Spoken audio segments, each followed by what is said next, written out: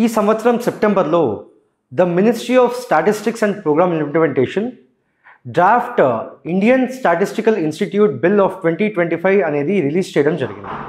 కానీ ఇది రిలీజ్ అయినప్పటి నుంచి ఆ ఇన్స్టిట్యూట్లో ఉన్న statisticians as well as students కూడా పెద్ద ఎత్తున ప్రొటెస్ట్ అనేవి చేయడం స్టార్ట్ చేశారు.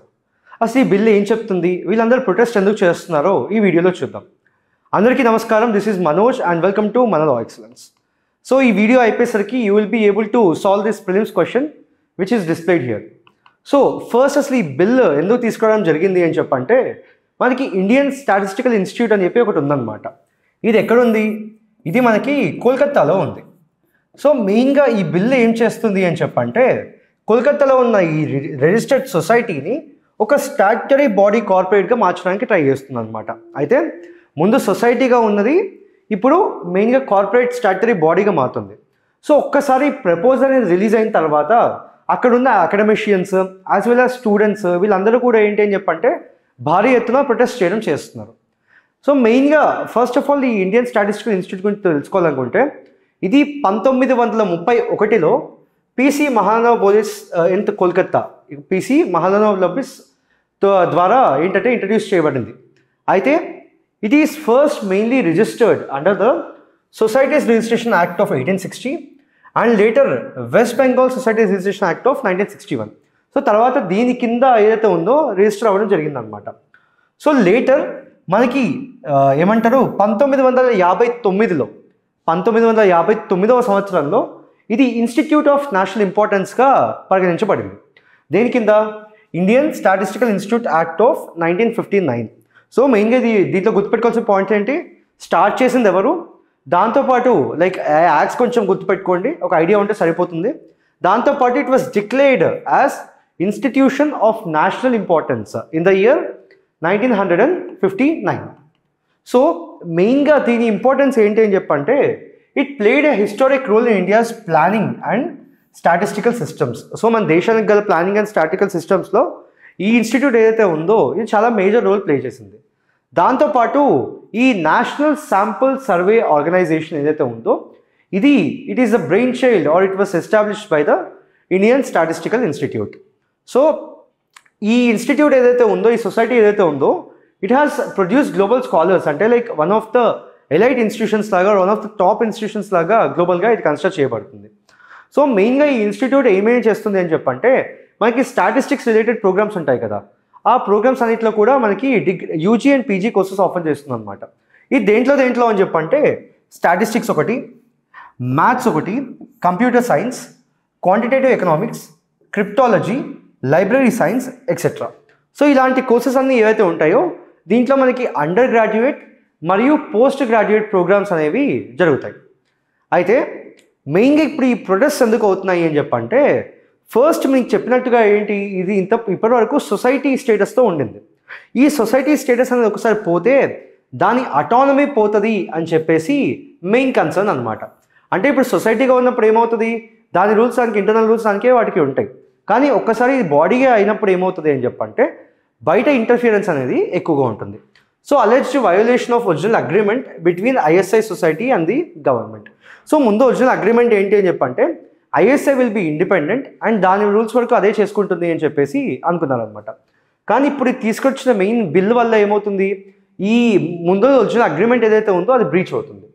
దాంతోపాటు ఎగ్జిస్టింగ్ యాక్ట్ కింద ఏంటి, ఈ డెసిషన్ మేకింగ్ అనేది ఒక కౌన్సిల్ అనేది ఉంటుందన్నమాట.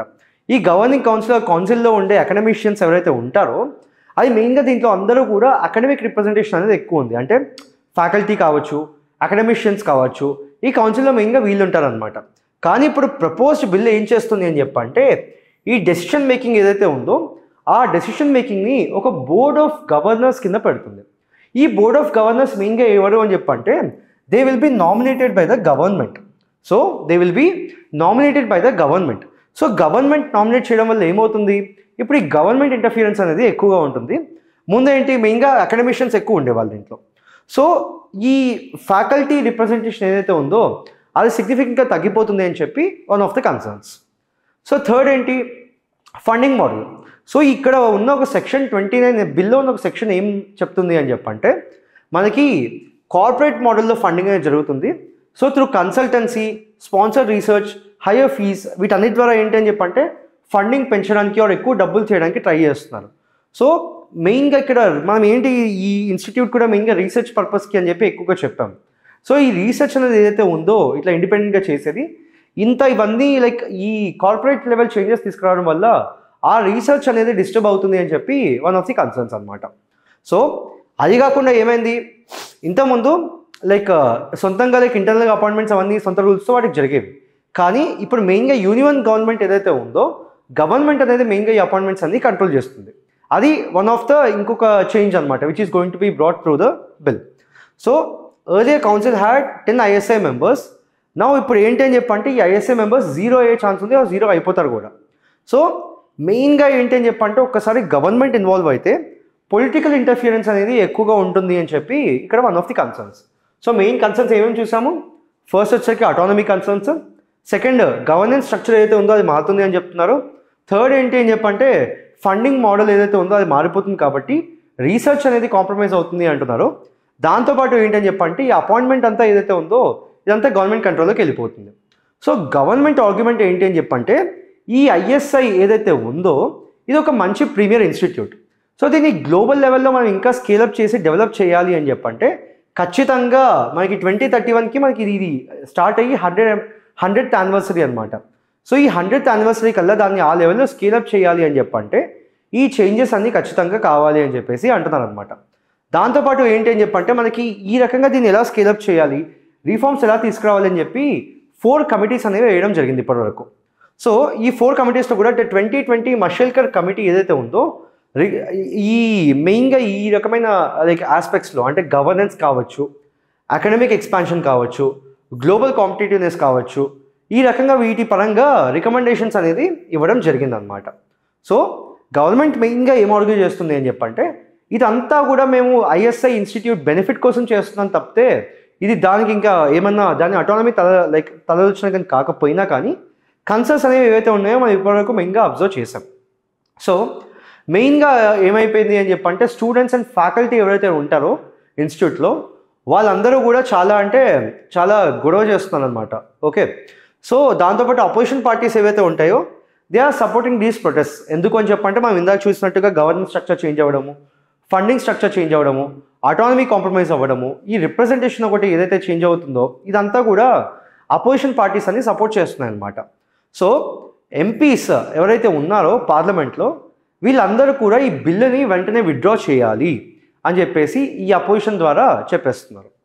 సో మెయిన్గా ఏంటంటే ఇప్పుడు పార్లమెంట్ సెషన్స్ అవుతున్నాయి కదా, ఈ పార్లమెంట్ సెషన్స్లో ఈ ఇష్యూ అనేది లైక్ డిబేట్ అయ్యే ఛాన్స్ ఉంది ఆర్ డిబేట్ చేసే ఛాన్స్ ఉంది అని చెప్తున్నారు. సో ఇప్పుడు ఈ క్వశ్చన్ ఏదైతే మనం చూసామో చూడండి, with reference to the Indian statistical institute consider the following statements.